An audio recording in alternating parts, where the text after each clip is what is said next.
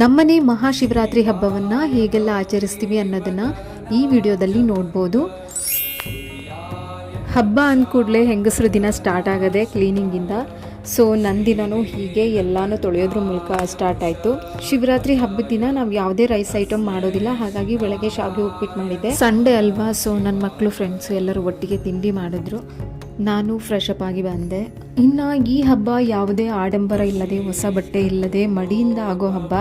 So ರಾತ್ರಿ ಊಟಕ್ಕೆ ಏನೇನು ಬೇಕು ಅನ್ನೋದನ್ನು ಇವಾಗಲೇ ನಾನು ಮಡಿಯಿಂದ ರವೆ ಎಲ್ಲ ಹುರಿದಿಟ್ಕೊಂಡು, ಈರುಳ್ಳಿ ಎಲ್ಲ ಹೆಚ್ಚಿಟ್ಕೊಂಡು, ಈ ಥರ ಸಣ್ಣ ಪುಟ್ಟ ಕೆಲಸ ಏನಿರುತ್ತೆ ಅದನ್ನೆಲ್ಲ ಮುಗಿಸ್ಕೊತಾ ಇದ್ದೆ.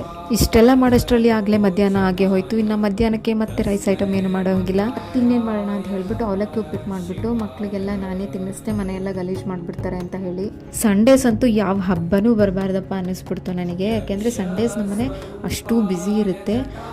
ನನಗೆ ಸಾಕಾಗಿದೆ, ಆದರೂ ಮಾಡಲೇಬೇಕು, ವಿಧಿ ಇಲ್ಲ, ಆ ಥರ ಪರಿಸ್ಥಿತಿಗಳು ಕೆಲವೊಂದು. ಸೊ ಅಂಗಡಿಗೆ ತಿಂಡಿ ತೊಗೊಂಡು ಹೋಗಬೇಕಿತ್ತು. ಮುಖದಲ್ಲಿ ಒಂದು ಸ್ಮೈಲ್ ಇಟ್ಕೊಂಡು ಎಲ್ಲವನ್ನು ಮ್ಯಾನೇಜ್ ಮಾಡಲೇಬೇಕು. ಶಿವರಾತ್ರಿ ಹಬ್ಬ ಅಂತಂದರೆ ತಂಬಿಟ್ಟು ಮಾಡ್ತೀವಿ. ತಂಬಿಟ್ಟು ಎಲ್ಲ ಆಲ್ರೆಡಿ ನಮ್ಮ ಅತ್ತೆ ಮಾಡಿಟ್ಟಿದ್ರು. ಹಾಗೆ ದೇವ್ರ ಮನೇಲೂ ಕೂಡ ಎಲ್ಲ ಪೂಜೆ ಐಟಮ್ ಜೋಡಿಸಿಟ್ಟಿದ್ರು. ಟೈಮ್ ಹೇಗೆ ಹೋಗ್ತಾ ಇದೆ ಅಂತಂದರೆ ಆಲ್ರೆಡಿ 4 ಗಂಟೆ ಆಗೋಯ್ತು. ಸೊ ನಮ್ಮ ಅತ್ತೆನೂ ಬಂದು ಕುಸ್ಲಕ್ಕಿ ಉಪ್ಪಿಟ್ಟಿಗೆ ರೆಡಿ ಮಾಡ್ತಿದ್ರು. ಈ ಹಬ್ಬದಲ್ಲಿ ಉಪ್ಪಿಟ್ಟು ಜೊತೆಗೆ ನಾವು ಕುಸ್ಲಕ್ಕಿ ಉಪ್ಪಿಟ್ಟನ್ನ ಮಾಡ್ಕೊತೀವಿ. 8 ಅವರ್ ನೆನೆ ಹಾಕಿದಂಥ ಕುಸ್ಲಕ್ಕಿನ ಕಾಯಿ ಜೊತೆ ರುಬ್ಬಿ ಸ್ಟೀಮ್ ತೊಗೋಬೇಕು. ನಂತರ ಅದನ್ನು ಉಡಿ ಮಾಡಿ ಉಪ್ಪಿಟ್ಟು ಥರ ಒಗ್ಗರಣೆಗೆ ಹಾಕಿ ಚೆನ್ನಾಗಿ ಕೈ ಬಿಡ್ದೇ ಕೆದಕ್ತಾ ಇರಬೇಕು. ಪ್ರತಿ ವರ್ಷ ನಾವು ಈ ಕುಸ್ಲಕ್ಕಿ ಉಪ್ಪಿಟ್ಟನ್ನ ಮಾಡ್ತೀವಿ. ಅಷ್ಟೆಲ್ಲ ಕೆಲಸ ಮುಗಿಸಿ ಹೊರಗೆ ಬಂದು ನೋಡಿದ್ರೆ ಈ ಕೋತಿಗಳ ಕಾಟ. ಡಸ್ಟ್ಬಿನ್ ಎಲ್ಲ ಚೆಲ್ಲಾಡ್ಬಿಟ್ಟಿದ್ವು. ಆಮೇಲೆ ನಾನು ಗಿಡಕ್ಕೆಲ್ಲ ನೀರು ಹಾಕಿ ಬಂದು ಬಾಗಿಲೆಲ್ಲ ಸಾರಿಸ್ದೆ. ಇನ್ನೇನು ಸಂಜೆ ಆಗೇ ಹೋಯಿತು. ಎಷ್ಟು ಕೆಲಸ ಮಾಡಿದ್ರೂ ಮುಗೀತಾನೇ ಇಲ್ಲ.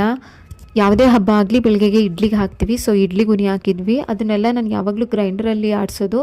ಇವತ್ತಂತೂ ಆಗಲೇ ಇಲ್ಲ. ಸೊ ಮಿಕ್ಸಿಲೇ ಎಲ್ಲನೂ ಗ್ರೈಂಡ್ ಮಾಡಿಬಿಟ್ಟು ಇಟ್ಬಿಟ್ಟೆ. ಇಷ್ಟು ಮಾಡೋಷ್ಟರಲ್ಲಿ ಆಗಲೇ 7:30 ಆಗೋಯ್ತು. ಸೊ ನಾವೆಲ್ಲ ಒಟ್ಟಿಗೆ ಕೂತು ಪೂಜೆ ಮಾಡ್ಕೊಳ್ಳೋದು.